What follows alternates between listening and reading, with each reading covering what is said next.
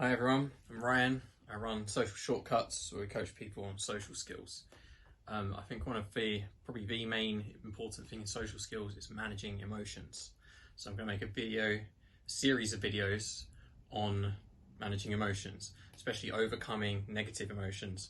After some recent harder times, I made the most of the opportunity to study in depth, and most of this stuff I've come up with myself on negative emotions, overcoming them, and also managing emotions in general. So the first topic I'm going to cover, if you can read A and B also read my dodgy handwriting, so sorry for that, try to space it out so you guys can read it. Potential negative events. So I think that these are the source of negative emotions these are one of the main sources of negative emotions. Bear in mind that thoughts and emotions are not necessarily the same thing. You can have a negative thought, which doesn't necessarily lead to a negative emotion, but obviously the majority of the time it will. One thing that you can focus on is trying to make your reaction to thoughts that you have not necessarily have any emotion if you're planning for a future or something like that. So mostly these will be future potential negative events. So say for example, you're not sure if you're going to lose your job, you're not sure if someone's going to break up with you, or you go on a plane, you're scared of flying, and you're worried that the plane's going to crash or something, which, by the way, statistically is extremely unlikely. Usually it's future, okay, but it could also be something that's could be going on in the present. So you're not sure if someone's talking behind your back or something like that. Either way, these are potential negative events, okay? I actually called them, just for myself, might seem a bit weird to some of you, but I actually called them Neets. So that stands for non-existent event timeline. So the idea is that it's a timeline that doesn't currently exist. It's something in the future that doesn't exist yet. So that A highlights to me that it's non-existent, and two, the word neat sort of sounds a bit like an annoying insect. So it's something you can sort of swat away. If you've got one of those tennis rackets with electric, they're pretty good. They hurt if you get them on yourself. So when you have one of these, a lot of the time the same one will keep popping up. And I think people who have anxiety, obviously anxiety is like a disorder sometimes, but a large part of it, in my opinion, is people thinking of future potential negative events consistently and an unnecessarily large amount. I believe that for the vast majority of people, thinking of potential negative events is 90% of the time a waste of time and you're hurting yourself, okay? So if you have a negative event in the future that could happen, so like I said, my examples are, you don't know if you're going to lose your job, you don't know if someone's about to break up with you, you don't know if your plane's going to crash or an asteroid's going to hit you in the face or something. So you might want to make a plan for it, okay? So if you lose your job, I'm going to go through how to plan in a bit, but if you lose your job, then you're going to work out what would you do in that situation. If you break up, what would you do in that situation? If a plane crashes and you survive, what would you do in that situation? Obviously, a plane crash is an extreme one, but it's not very likely, which brings me on to my next point. Okay, so when to make a plan. So we've got a combination of two variables. One, how bad would it be? And two, how likely would it be? So a plane crash is obviously extremely bad, but extremely unlikely. Getting bored on a plane is not that bad at all, but and extremely likely, okay? So both of those two things, in my opinion, are not worth making a plan for. The combination of those two variables adds up to overall not that much of a likely plus severity of negative event. Secondly, would you need a quick response? So the one for losing your job, you wouldn't need a quick response for that, right? You could sit down and make a new plan as soon as you're calm and you've got some space to think, probably usually in 1 hour, and then start actioning that plan. Whether that's looking for a new career path, a new job, something like that. If it's something like, is someone going to walk up to you and start trying to bully you or argue with you at a social function, like a party or something, that scenario, you would need a quick response. So in that case, it would be worth making a plan for. And I'll go through how to make a plan. However, let's say for one about losing your job, let's say that you're not able to overcome your own emotions, etc., and it keeps bothering you.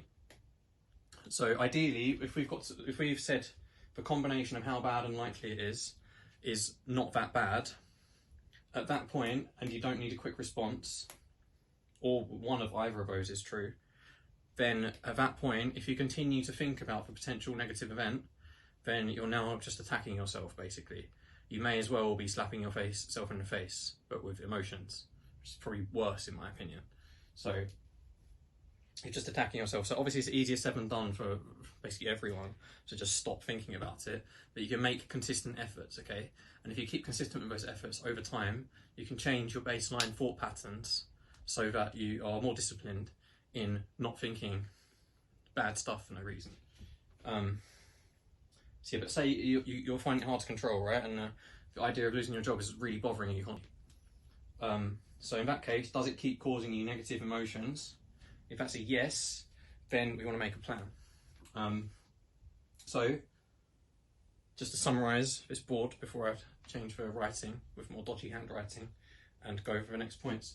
So potential negative events, future, present. I call them negative, non-existent event timelines. Okay, that's just my name for myself. You can call this whatever you want.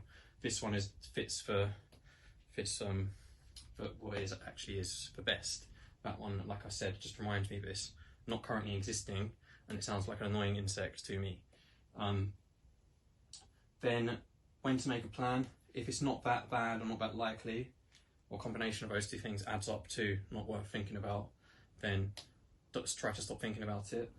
Obviously it's not a binary thing, right? So a lot of people that we have who we coach social skills often are people who work in computers and stuff like that, and their mindset is quite binary. Either they're perfect or terrible. So that's not the case, okay? If you can cut down your thinking about it by 18% or something like that, or 27%, then that's progress.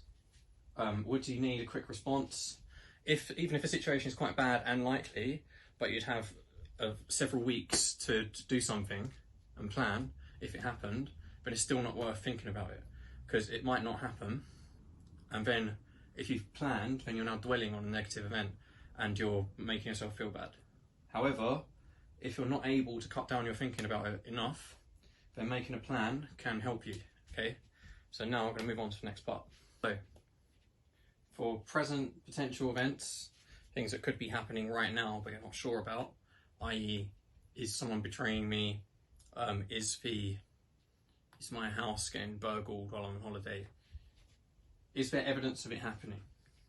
If you've got no significant evidence of it happening, then it's not worth thinking about, and there's no reason to look for evidence either, in my opinion, because then you're just hurting yourself by thinking about something that possibly, usually probably, doesn't exist, and you're attacking yourself. Would you need a quick response? Again, is another factor in whether you should make a plan or not. If you wouldn't need a quick response and it's something that you'll have a long time to deal with, usually an hour or more, I think is if you're going to have that amount of time, it's not worth making a plan for, because you're just dwelling on something negative that usually likely hasn't happened. So that's for present events. If it's something that could have happened in the past, so say for example, one of my memories was I got this slingshot for my birthday when I was about 8, and my cousin tried to slingshot a crab, and I was here, my friend was here, and I heard the stone ricocheted off another stone. I think he missed the crab from point blank range, and it whizzed past us, and I could hear the whoom sound of a bullet. So we could think like, what if that hit me in the face? Then I wouldn't have this presentable face to present these videos with. More than likely it'd be a big stone lodged somewhere, but that didn't happen, right? So for me to focus on that is basically always pointless, and you're attacking yourself. This one, in this instance, it definitely didn't happen. So for the present stuff that you don't know about, or future stuff that could happen, there is X amount of chance that it could happen, right? A plane crash is very unlikely, but it can happen. But something being different in the past that you already know about can't happen. As far as I'm aware, we're not able to time travel and change the past. So that's covering present and past potential negative events. I should say negative there, obviously. And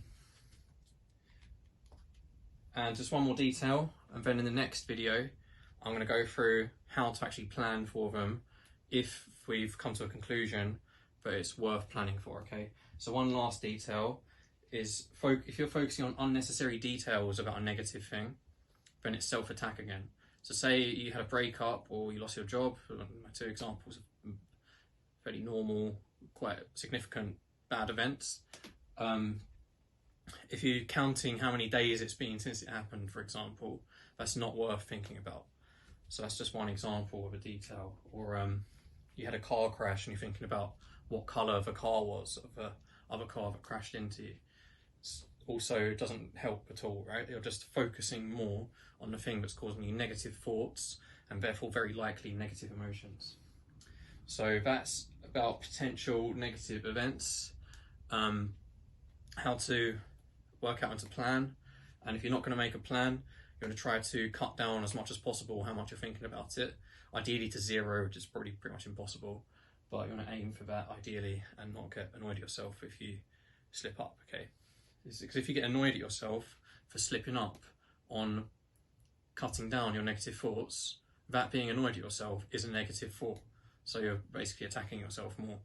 And what I've come to realise is that a lot of negative emotions are just a result of us metaphorically slapping ourselves in the face. That's Ryan Williams, Social Shortcuts.